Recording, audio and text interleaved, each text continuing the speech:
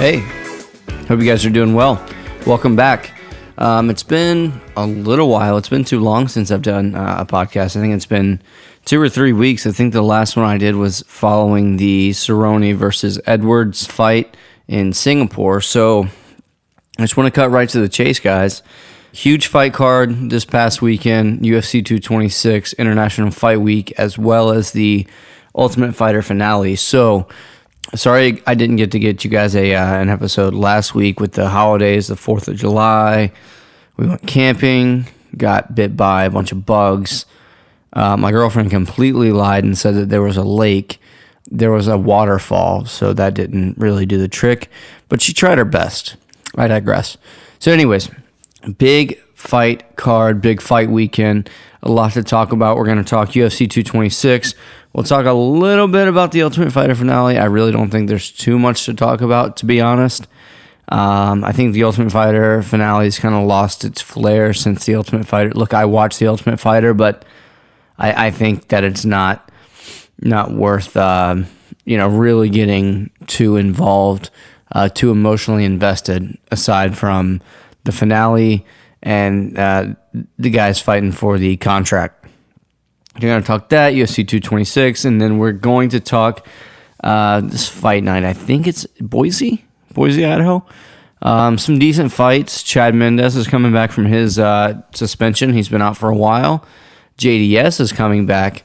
JDS had a little bit of a USADA scare. It's kind of like the USADA card, I guess, with all the big names. You know, Chad Mendes, he was using some sort of cream for, it's some skin condition. I don't remember what the skin condition was, but I know it was from the cream, the treatment, and that popped hot on, USADA's list of banned substances. So he was out for a while. Then JDS, he was supposed to fight. I think it was Francis Ngannou. A few months back, they were talking about it. And then he had, the USADA scare. I think he's since been cleared by USADA, but we'll get into the whole USADA drama a little bit later because they kind of go into some of the topics that we're going to talk about. So with this, guys, I'm going to do current events, MMA news, fight predictions, fight results. It's all going to kind of be all in one. So stay with me. I want to keep you guys together with my train of thought. So without further ado, I guess let's get into this thing. I'm going to start off from headliner down. That way, if you guys really don't care about the preliminary fights, the ones that I'm going to talk about, you can cut this off early, whatever. Daniel Cormier defeats Stipe Miocic. I told you guys, if you go back to my Instagram video, please go watch it. I didn't think that DC would knock him out in the first round.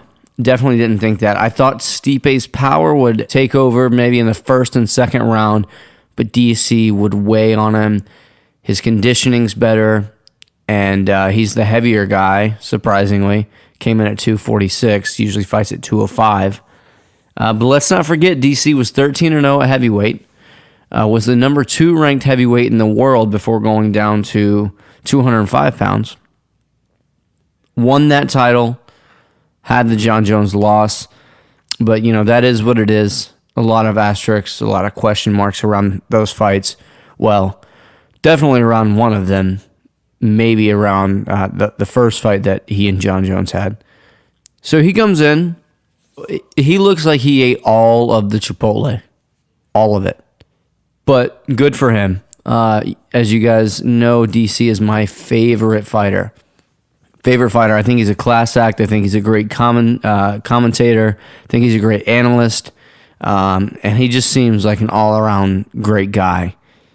So, and then Stipe, I don't want to get on the DC train too much just because I'm a fan. I want to be somewhat unbiased, but hard to do. But Stipe is the most successful heavyweight of all time. And that's not a biased thing to say. That is, he's the only one that has defended in UFC history the heavyweight title 3 times. And so Stipe comes out, was landing really good shots, and I was watching the fights with my girlfriend and my friend Drew. And as soon I knew exactly how it was going to start off. I wish I could have gave you guys a breakdown on Instagram, but Instagram's silly and only lets me do a minute at a time. But he comes out, and I called it immediately when it comes out. 1-2, 1-2, 1-2. That's all he throws. That's really all he throws. He doesn't get too crazy. He stays patient. He moves forward and just throws that 1-2 over and over. So he has some success, and what worried me was DC is he's a late starter. He takes a little while to get going. Where I was really worried at one point, I think it was around the 2:30 mark, is Stipe's moving forward. And I thought that if Stipe is the one moving forward, then DC's going to be in trouble. Because, DC does have some tendencies, and if DC gets in trouble and gets caught when he's moving towards the fence. DC is most successful when he's pushing forward. Look, he might eat a few shots, but he's pushing forward. And a lot of guys said that, a lot of the analysts, a lot of MMA experts said that DC would have trouble with the reach. I completely disagreed. DC hasn't had a size advantage in a long time. Look, he beat Anthony Johnson twice. He took John Jones, a guy with an 84-inch reach, to a decision in their first fight. In their second fight, we all know what happened, but John Jones tested positive for steroids after that. He fought Alexander Gustafsson, beat him. Fought Ozdemir, TKO'd him. He fought Frank Mir, beat him. He beat Bigfoot Silva, knocked him out. My point is, I can go on and on about the resume of DC, but the point is, he has faced those bigger guys before, often. And let's not forget either who he trains with. Probably the second most successful heavyweight of all time, Mr. Cain Velasquez, trains with him on a daily basis. He's seen that. So, going back to what happened, Stipe is backing DC up. I was getting a little worried. And then DC gets him in the clinch. And my girlfriend has a video, and I'll post this. I'll post this after this podcast hits. It's hilarious when my girlfriend started recording. So, as soon as DC gets in that clinch, I said, Stipe's in trouble. I said, Stipe's in trouble because DC obviously is going to have more power, more speed, more endurance. At a heavier weight, not only doesn't have to cut all the way down to 205. And DC's the bigger guy at 246. Maybe not in height, reach, but, like I said, it looks like he ate all of the Chipotle. They get in the clinch, and I said, Stipe's in trouble. He needs to be careful. And right after I said that, boom, right hand over the top, out. Stipe goes out immediately. The night before, in an interview with Michael Bisping, Karen Bryant, that whole UFC Tonight crew, DC says, because Mike Bisping asked, how are you going to, what do you see in Stipe? And DC says, he didn't want to let all the tricks go, but he says, Stipe leaves his hands down exiting the clinch. He said that 24 hours-ish prior to the fight. What happens? They go in the fight, they enter the clinch, Stipe's fine, then exiting the clinch, Stipe drops his left hand. Boom, Daniel Cormier over with the right, and Stipe goes out. For the new heavyweight champion of the world, he's now a simultaneous two-division champion. The only other person to ever do that was Conor McGregor. So a few things here, really quick, just to finish this up. DC, I don't know what he does next. I think the Gustafsson fight is a fun fight for the purist. I don't know if that gets a lot of pay-per-view draws, a lot of pay-per-view buys, as Gustafsson isn't a draw. That first fight didn't do very well. He could wait for Brock Lesnar, then there's that whole, thing, as many have seen. There's not really too much to say about that. Brock Lesnar comes in the octagon afterwards, calls Stipe a piece of shit, and, whatever, and Ngannou a piece of shit, whatever, right? And, he calls out DC. So that's obviously the next fight at heavyweight. If Brock Lesnar can get past USADA for the next 6 months, because Brock Lesnar has to test in the USADA testing pool, so the fight can't really happen until January. Well, let's rewind till this time last year. Brock, he didn't get tested properly, and then, of course, he tested positive for steroids. So Brock's got to get through that, but I'm thinking more realistically at his options other than that Brock Lesnar fight, to be honest. I think the Gustafsson fight is a good fight to watch. He has a fight coming up against Volkan Solsi, but DC already beat Volkan Ozdemir. At heavyweight, it's really only Brock. Maybe a Stipe rematch if Brock falls through. And we're still waiting to see what comes back with John Jones and his suspension. But, if he were to come back sooner, I know DC would love that fight at heavyweight.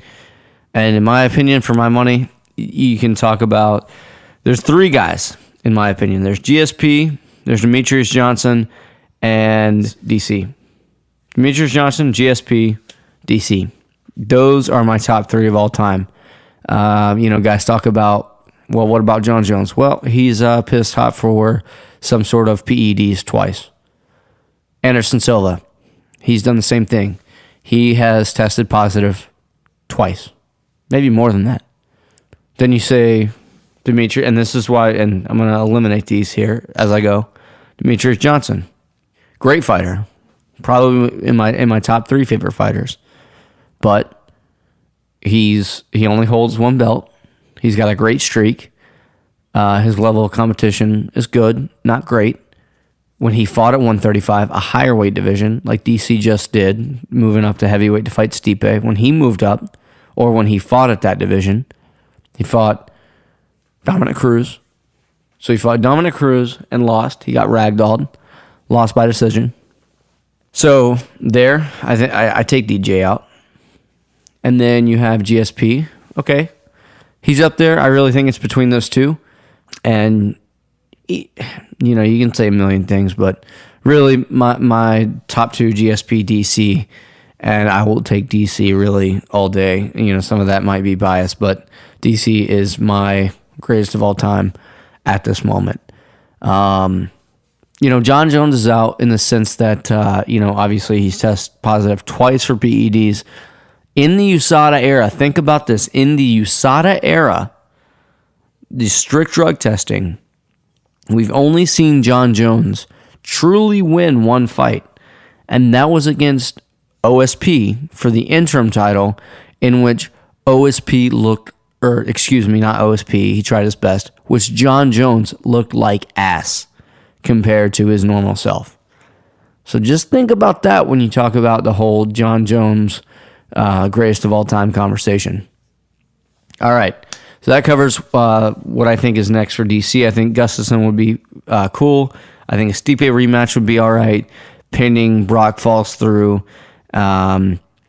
So that'd be fine. And obviously, I'm not really counting on John Jones coming back in time. And then Stipe, what I think is next for Stipe, look, man, I wrote a winners and losers article on fightbookmma.com. Shout out to those guys. They're awesome. And, Rudy, dude, shout out to you saving those dogs, man.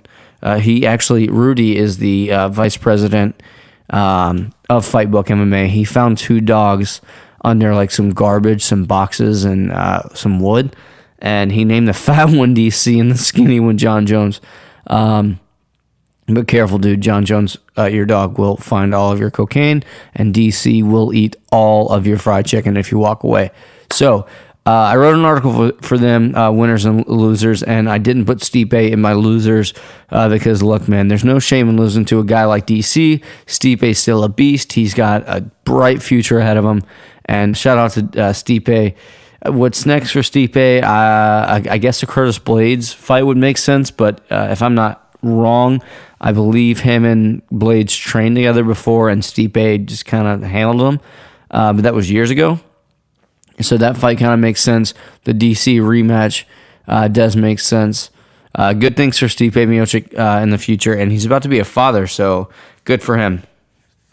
All right, moving on. Whew, that was a rant. I'm sorry, guys. There was just a lot to talk about with that one. Francis Ngannou, Derek Lewis. Oh, my God. Before I really talk about the fight, I want to give what my thoughts were before the fight. So I said second round KO, Francis Ngannou. Everyone called me crazy. You know, my friends, a lot of MMA journalists, analysts, experts, call them what you want. That's what they call themselves, not me. Except for the friends. You guys are awesome. Said that the first punch that lands, the first, 3 minutes are going to be fireworks and it's going to be over. Do you really think that the two most powerful heavyweights in the division, yes, over Stipe, yes, over Alistair, yes, over, I guess now Brock, if you want to consider him, do you really think the two most powerful guys are going to go in there and not respect the power of each other, knowing what's on the line? The winner of that fight was probably getting a title shot. Probably going to get a title shot against the winner of Stipe DC. No, it's not going to be a first round KO like you think. How I saw the fight going is I thought the first round would be boring. Fans would get bored. Early second round, I thought the fans would start booing once there wasn't anything. And then Derek Lewis would feel the pressure, because I feel like Francis is the more composed fighter. This is how I felt. Still feel that way. Still feel he's more composed, even though he almost put me to sleep. I thought Derek Lewis would start throwing bombs. He would get tired like he has in the past, and Francis Ngannou would play it smart, pick him apart, TKO. That's why I said second round TKO. So, yes, I was wrong on the fight. Derek Lewis won via decision, which I don't completely agree with, but that is what it is. So what happened was, it was a snooze fest. I don't need to talk about it. It was maybe the most boring UFC fight I've ever seen. Definitely the most boring UFC heavyweight fight I've ever seen. And I'm so bummed because that fight, especially with Max Holloway and Brian Ortega being taken off of the card, it was a bummer. But what do? I don't want to see those guys fight again. Derek Lewis has some back problems that he's got to work through, and Francis Ngannou has some issues he's got to work through. He's got to work with Dana White coming out and completely trashing him about how his ego's got the best of him, and how he doesn't know who he is and whatever, right? But Francis Ngannou, he's got some things to work on. I like both those guys. And the thing is, look, it was a boring fight, yes, but I really don't think anyone lost. Obviously, Ngannou lost the fight. Lewis won via unanimous decision. But when I say lost, I'm talking big picture. Both of those guys have crazy highlight reels to where they'll be just fine. Both those guys will be just fine in their next fights, those promos that they're going to build for their next fights, because they're still going to be on a main card, on a pay-per-view. So I think they'll both be just fine. And then Paul Felder, Mike Perry. Man, I got this one wrong. Mike Perry looked good, man. Paul Felder coming in on 2 weeks' notice. Paul Felder usually fights at 155. He's a big lightweight. Took the fight on short notice. Didn't have to cut weight, so he fought at 170. Mike Perry looked good, though, man. Looked real composed. He's fighting at Jackson Wink now. So he looked good. Very fundamental. Didn't go too crazy. Didn't gas out. He looked good, man. I'm a Mike Perry fan. I'm also a Paul Felder fan, but got to give it to Mike Perry. Then Michael Chiesa versus Anthony Pettis. Look, I said I thought that, and I still think this. Look, they're both monsters, but I think Anthony Pettis won via triangle choke armbar and over Chiesa. I said this before the fight. I still think Anthony Pettis is over the hill as far as his, everyone has a run. I think his run's over. I'm not saying Chiesa in a rematch, Chiesa would beat him. I'm just saying that against, top 10, top 5 guys, really, when you talk about the Khabibs, the Connors, the Tony Fergusons, which that Tony Ferguson fight's a fun fight. Dustin Poirier, who's already beat him. When you talk about those guys, I think all those guys beat him 9 times out of 10. But I still love Anthony Pettis. He's still an exciting guy. I just don't think he'll win the belt. And then Chiesa was the only guy who missed weight on the card. He missed by 1.5 pounds. He just said the weight cut's too much. This is his last time fighting at 155. I don't know how true that is because he's never had problems with his weight cut before, from what he said on Helwani's show. But yeah, I don't know if he has the frame for 170. If you look at him, he's a scrawny 155, but it makes sense because he's got the height, the range, the reach, the length, and when he on the ground, that's where he makes his money. He's got those long arms, those long legs, and he can really tie those guys up. I just don't know if he can do that at 170. So great job to Anthony Pettis. He dropped him, submitted him early in round 2. Let's see what else there. Holloway Ortega.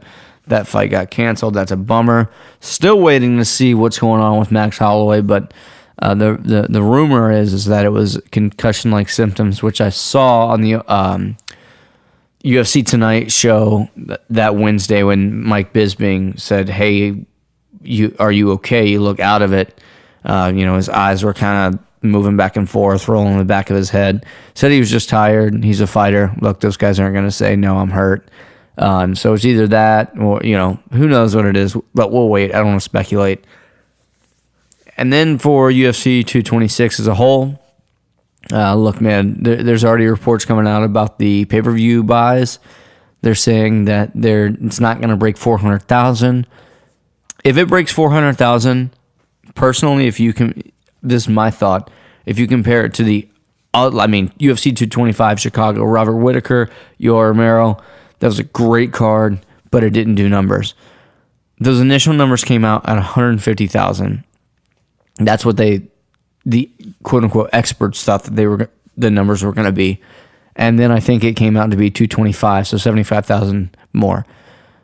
So UFC 224, Amanda Nunes versus Raquel Pennington, that only did $85,000 pay-per-view buys. So if you really compare that 85,000, because this has been a down year for the UFC so far, 85,000 to what ended up being 225,000, I'm not completely believing in that 400,000 yet. I think it probably does 450 to 500. So you look at that 85, 250, and now you're going up to, the 400 to 500,000 pay-per-view buys. And we still have Daniel Cormier versus Brock Lesnar, in maybe 6 months. I thought they were going to announce the Conor Khabib fight, but that's a big fight that could potentially be soon. And then UFC 227 in LA. It's going to have 2 title fights, which I'll break down in another episode, but that's going to be a good one. Look, I think it's trending. Everyone's freaking out about the UFC ratings. It's trending. And then you also have to count in the illegal streaming. I buy every pay-per-view, but in reality I could go on Google and find the whole fight card if I wanted to, but I actually care about the money that the fighters make from pay-per-view buys.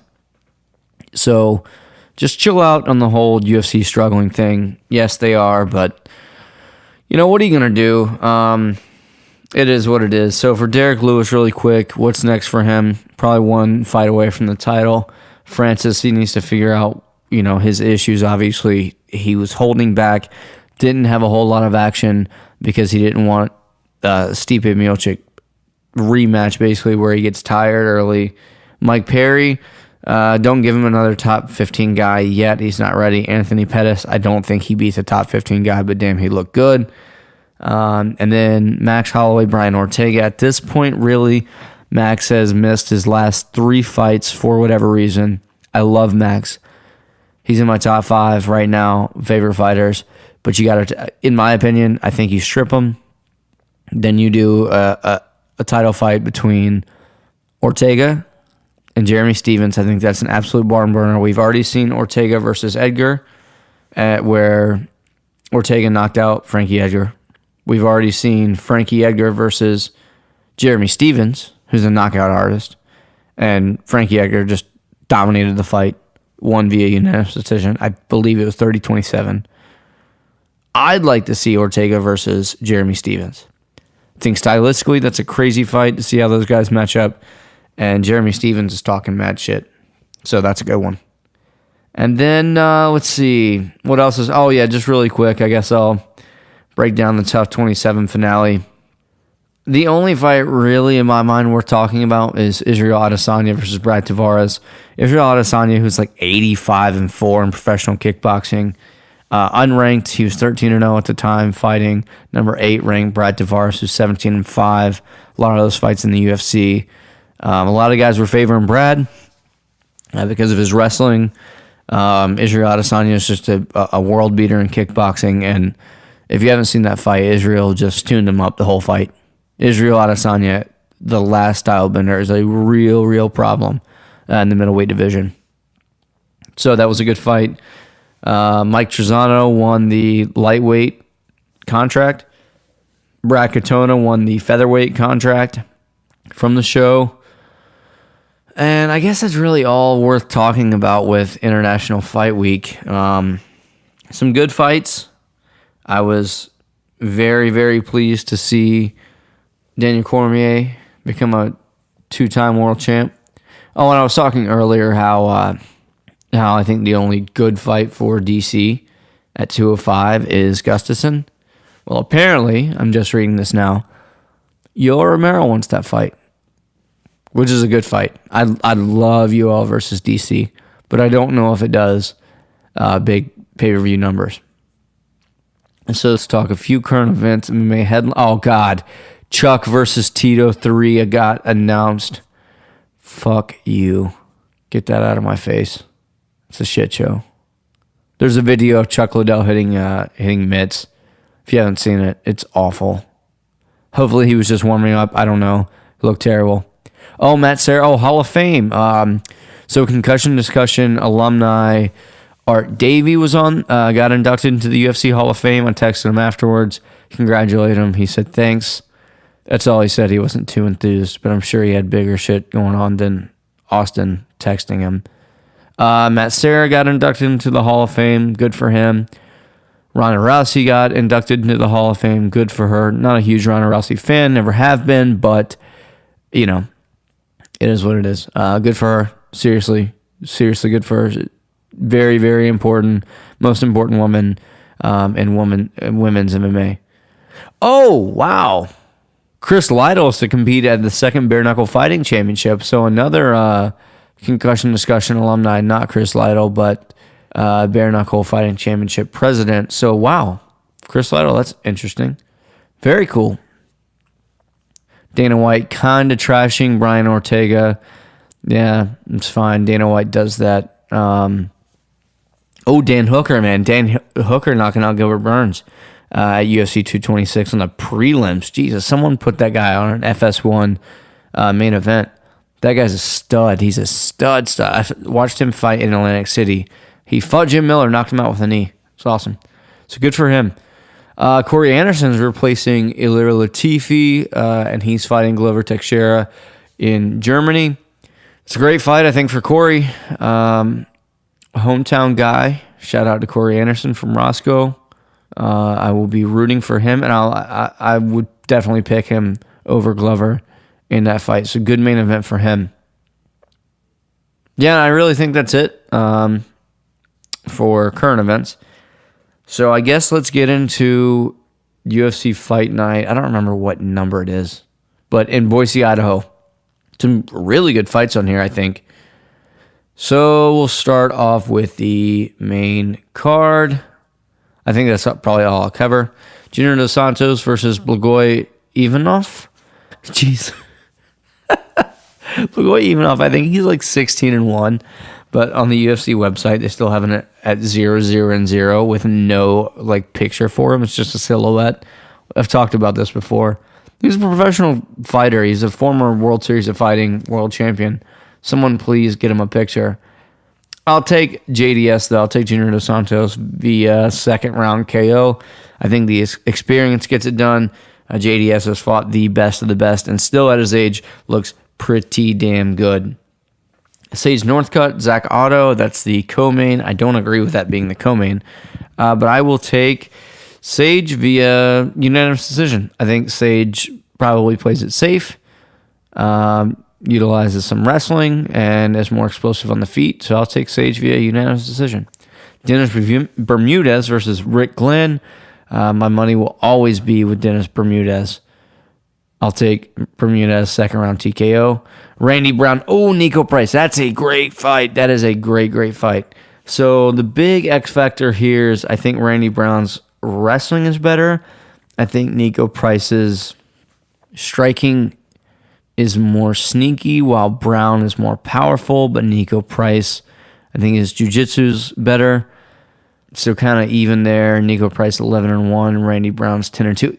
Man, I don't know. I don't even know what the odds are in this fight. But I'll take Randy Brown via split decision. That one could go really either way. Ooh, Miles Jury versus Chad Mendez. I don't understand how Miles Jury versus Chad Mendez is at least not the co-main. Fine, I get JDS being on the main event, but I guess because Mendez isn't ranked anymore because he's been out. But Miles Jury's the number 12 featherweight in the world. Chad Mendez isn't ranked anymore. Wow. Man, I'll take Chad Mendez, man. I think this is a fairly easy one to call. Mendez via submission. Then Kat Zingano versus Marion Renault. Last time I picked against Renault, she shut me up pretty quick. And last time I picked Kat Zingano, she really disappointed me. She was hesitant in the beginning and then gassed out super early. I'll take Marion Renault. Kat Zingano's talked about on Joe Rogan Experience about how she, she's a slow starter and then she gets, a little hyped up, amped up. I don't think it's going to work against Marion Renault. That's going to be a good one. So, I think that is it, guys. Thank you guys for listening.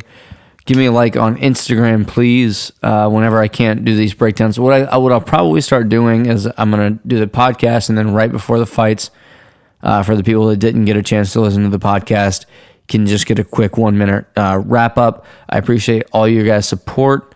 Thank you. And I guess until next time, guys, cheers. Be good to each other.